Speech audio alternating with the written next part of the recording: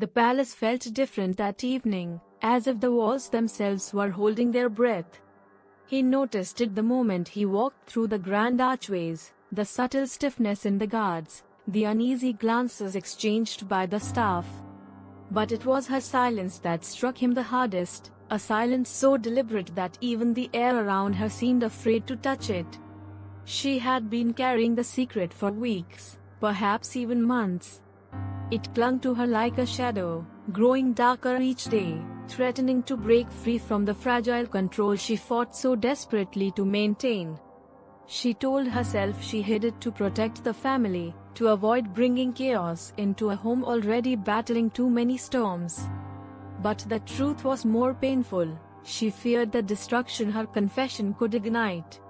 He saw the changes in her long before he knew there was something to question. The tremor in her voice, the way her gaze lingered somewhere far beyond the room. Nights where she paced the balcony alone, as though searching for courage in the darkness. He reached for her many times, but her heart seemed to retreat deeper, shielded by walls he no longer knew how to penetrate. Their children sensed the shift too. They clung to her with unusual anxiety, as if they could feel the tension humming beneath her skin. They watched their father with wide, questioning eyes, frightened by an imbalance they couldn't understand. And he, struggling to remain strong for them, found himself drowning in a rising tide of uncertainty.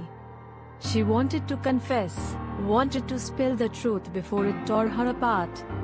But every time she opened her mouth, fear strangled her words. What if he couldn't forgive her? What if the secret was too heavy for their already fractured marriage? What if the revelation shattered the delicate peace their children relied on? She felt trapped, torn between love and fear, honesty and devastation. The breaking point came quietly. No dramatic confrontation, no raised voices, just a single moment where her strength failed. He found her sitting on the floor of their room, her hands trembling, her eyes red from tears she tried to hide. He knelt before her, gently lifting her chin, and in that moment, she realized she could no longer keep running from the truth. When she finally spoke, her voice was barely a whisper.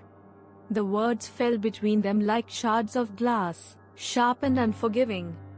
The secret she had buried now lay exposed, vulnerable, dangerous, unstoppable. And he listened, not with anger, but with a stillness that chilled her to the bone. For a heartbeat, the world seemed to stop. He felt the weight of her confession settle into his chest, heavy and cold. His breath wavered. His pulse hammered. He wasn't just processing the truth, he was mourning the trust they had once built so carefully, a trust now cracked by something he never saw coming. She expected rage, perhaps rejection. But what came instead was an aching, devastating silence. A silence that stretched between them like a canyon, deep and unforgiving. He rose slowly, unable to speak, unable to look at her without feeling the ground shift beneath him. It wasn't hate he felt, it was heartbreak, pure and unfiltered. The children sensed the aftermath without needing explanations. Their father's quiet sorrow, their mother's fragile breaths, the way love seemed to tremble instead of stand firm. They clung to each other, afraid of a fracture that threatened to split their world in two. Days passed with a heaviness that weighed on every soul inside the palace. He couldn't bring himself to confront her again, not because he didn't care, but because he cared too deeply. Her secret had wounded not just their marriage, but the foundation of their family. And yet, a part of him still yearned to understand her pain, her reasons, her fear. One evening, he found her standing alone in the garden, the moonlight washing over her like a confession of its own. She looked up as he approached, expecting distance, expecting coldness. But instead, he extended his hand, not in forgiveness, not yet, but in willingness. A willingness to fight for the family they had. But survival did not come easily. The days that followed tested them in ways neither had prepared for.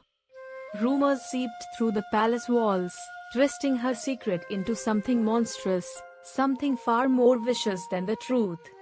Every whisper felt like an attack on the fragile reconciliation they were trying to build. And though he tried to shut out the noise, it clung to him, poisoning the corners of his mind. She carried her guilt like a second skin, sensitive to every shift in his expression. When his voice faltered, she wondered if he regretted staying. When he hesitated before speaking, she wondered if doubt had taken root again. She walked carefully, afraid that one wrong step might reopen wounds that had barely begun to heal. At night, when the palace finally quieted, she cried silently into her pillow, terrified that her mistake had permanently reshaped the man she loved. He, meanwhile, found himself torn between two storms, the one raging inside him and the one threatening the well-being of his family.